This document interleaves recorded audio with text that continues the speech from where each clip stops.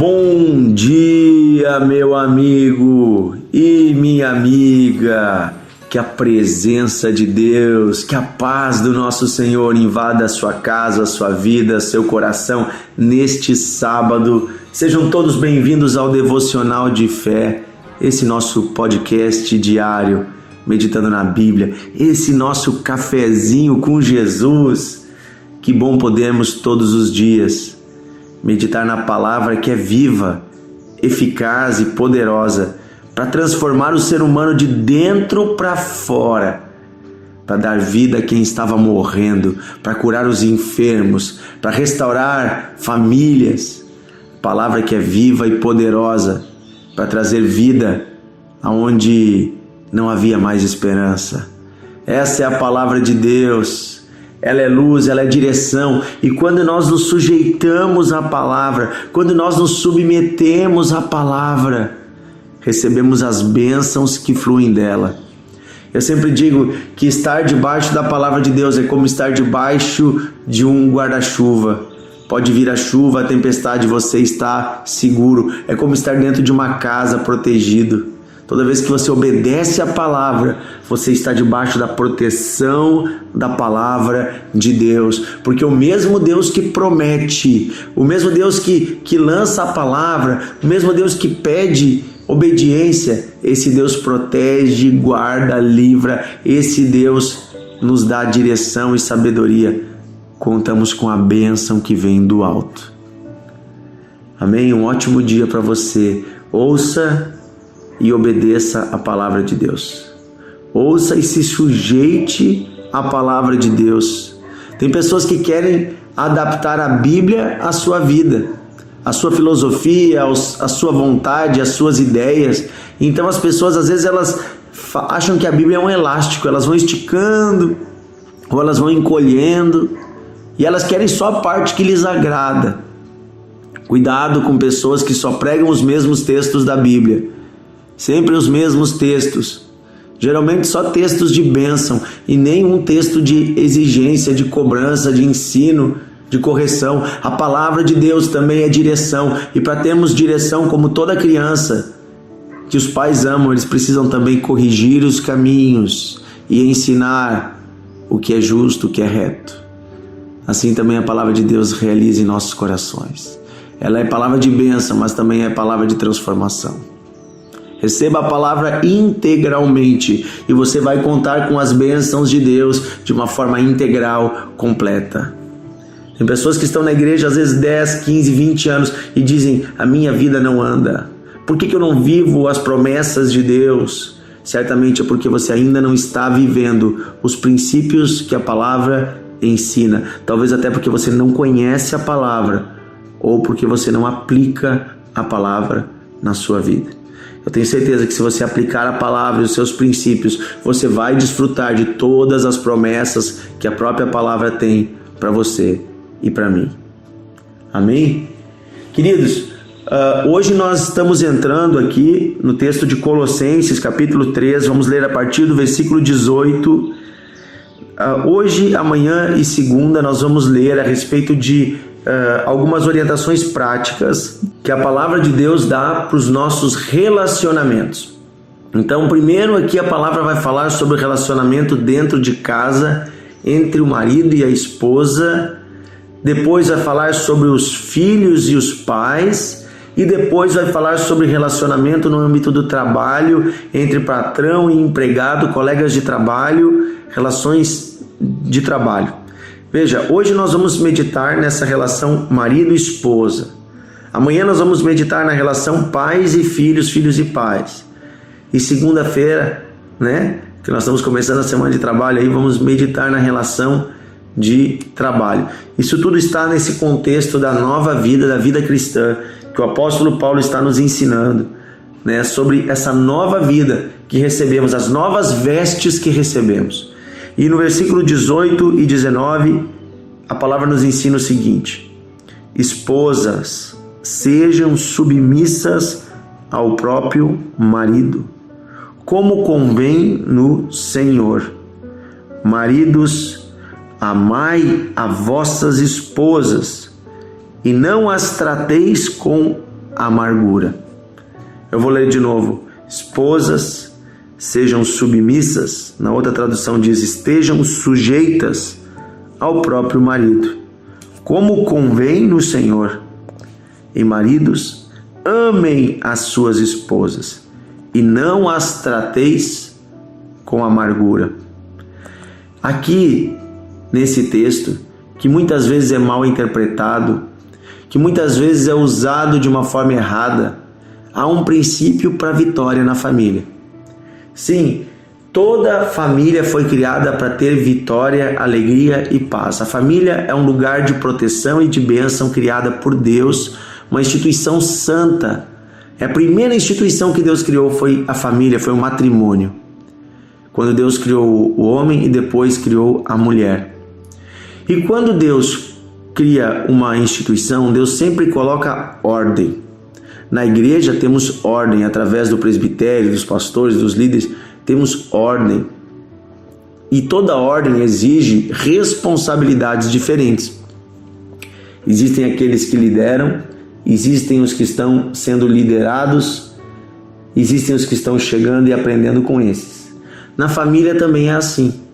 Às vezes as pessoas entendem esse ensinamento bíblico, né? Esposas sejam submissas, estejam sujeitas aos seus maridos, como se fosse uma opressão machista. E não é isso. Porque nós precisamos ler os dois versículos. A exigência de Deus para a esposa é que ela esteja sujeita ao marido. Mas a exigência de Deus para o marido é maior. Ele diz, amem as suas esposas e não tratem elas com desprezo.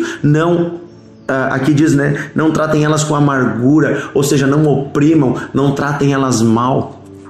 Então esse texto não é um lugar para opressão, não é uma desculpa para maridos que são ditadores, que são opressores, para maridos que são violentos. Pelo contrário, esse marido ele não está andando em Deus, ele não reflete Cristo. Esse marido que oprime, esse marido que trata com violência, seja ela psicológica ou verbal ou com atitudes violentas, esse marido não representa Cristo. Na verdade, esse marido, nem deveria talvez ter se tornado teu marido. Mas as pessoas às vezes mudam ao decorrer da vida, às vezes a gente escolhe mal, às vezes a gente também não conhece os princípios de Deus, toma atitudes precipitadas, ou até mesmo durante a vida as pessoas vão mudando, isso acontece também. Pessoas às vezes até que estão com um bom coração, às vezes se perdem. O fato é que Deus coloca um princípio para que a família tenha vitória. Qual é o princípio? O princípio é o princípio da autoridade. Deus estabelece o marido como autoridade na casa. Este marido, ele tem autoridade. E, gente, autoridade não é autoritarismo. Aqui a gente tem que deixar bem claro. A autoridade é o lugar de proteção. O marido tem o dever de proteger, cuidar e guiar a casa. Não quer dizer que ele não vá ouvir o conselho da sua esposa. Não quer dizer que ele não vá, junto com ela, tomar as decisões. Mas é que, em última instância, quem precisa se levantar como forte, como aquele que tem ânimo, como aquele que toma a decisão, que é o homem da casa, é o marido. Que tem o dever de proteger a esposa e os filhos. Que tem o dever de ser, em última instância, aquele que vai sustentar a casa. E aqui eu estou falando financeiramente também, porque tem homens se omitindo hoje disso. Então eu quero dizer assim, há diante de Deus uma exigência maior sobre o homem.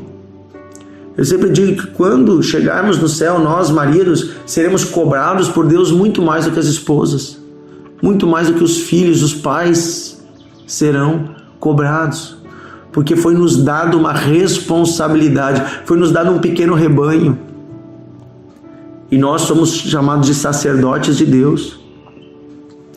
Há muitos homens se omitindo dessa função. Há muitos homens passando para a esposa o dever de orar, de educar os filhos, passando para a esposa o dever de ser a cabeça do lar, de cuidar das finanças, de cuidar de tudo. Ei, meu amigo, uma coisa é dividir tarefa, outra coisa é você ser um banana. Muitas mulheres nos reclamam nos aconselhamentos que o marido não toma postura de cabeça da casa. É como se ela tem mulheres que me dizem assim, olha pastor, eu tenho 2 filhos pequenos e um filho grande. O filho grande é o meu marido, é outra crianção. Que Deus nos livre de uma geração de homens assim. Que os homens cristãos tomem postura de homem. E qual que é a postura de homem diante de Deus? Não é uma postura de machão, de machista, não. É uma postura de amor, proteção, cuidado, trabalho. É para isso que Deus chama os homens. E para isso que Deus deu a testosterona para os homens. Não para usar para violência, nem para opressão, mas para força, proteção, alegria. O marido e o pai são uma figura necessária nas famílias. E você sabia que 40% das casas no Brasil não tem mais a figura do marido e do pai? Porque são homens fracos que abandonam a família, que abandonam a esposa, que abandonam os filhos. Não suportaram em Deus. Ah, pastor, mas eu já errei nisso, o que eu faço agora? Tenta consertar. Ah, mas eu já estou no segundo casamento, eu não tenho mais... Então pede perdão. Tenta pelo menos ser um pai para os teus filhos.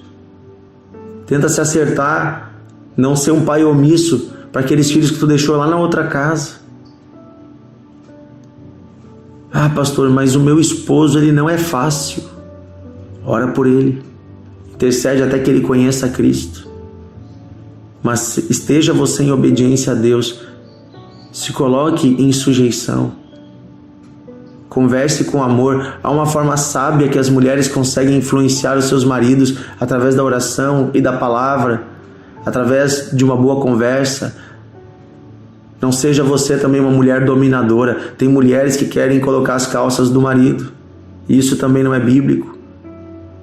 Então aqui há uma exigência maior sobre o homem, a exigência de amar e tratar com carinho, tratar com zelo. A casa tem que ser um lugar de alegria, de paz. Homem, quando você chega em casa, cuidado que você não traga todos os seus problemas para dentro de casa e despeje a sua ira, a sua tristeza, a sua amargura na vida da sua esposa e dos seus filhos. Converso com muitas mulheres que dizem: pastor, quando meu marido chega em casa, a casa fica pesada, porque ele traz um peso, ele traz uma cobrança, ele oprime a gente. Que você não seja um homem assim. Que você traga o amor de Deus para dentro da sua casa. Que você, esposa, trate com respeito seu marido. Ame ele, ore por ele, interceda por ele e leve ele para mais perto de Jesus. E não através de cobranças, mas sim através da oração, do jejum, através de uma boa conversa. Eu creio que famílias podem ser restauradas quando a ordem é restaurada dentro de casa. E a ordem é para que haja bênção. Imagina se no time de futebol todos quisessem ser o capitão. Alguém tem que ter autoridade para liderar. Foi isso que Deus fez. Deus estabelece uma liderança para que haja ordem, para que haja decência, para que haja amor. Outra coisa que eu quero falar com sinceridade, a Bíblia diz em outro texto: maridos, vivam a vida comum do lar. Olha só, vida comum do lar. Na Bíblia não tem nenhum lugar que fala que tem trabalho para homem e trabalho para mulher.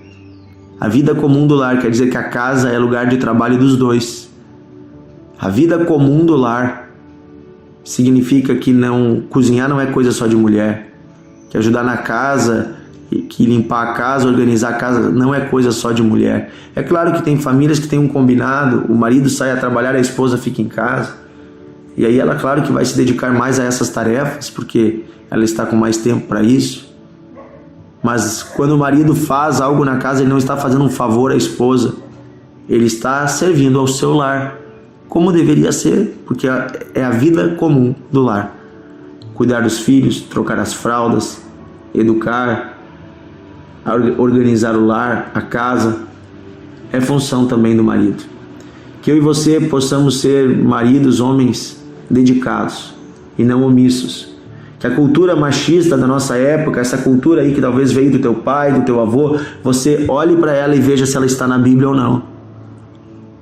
Olhe para ela e veja. Será que isso aqui é bíblico ou isso aqui é uma cultura nociva que eu herdei dos meus antepassados?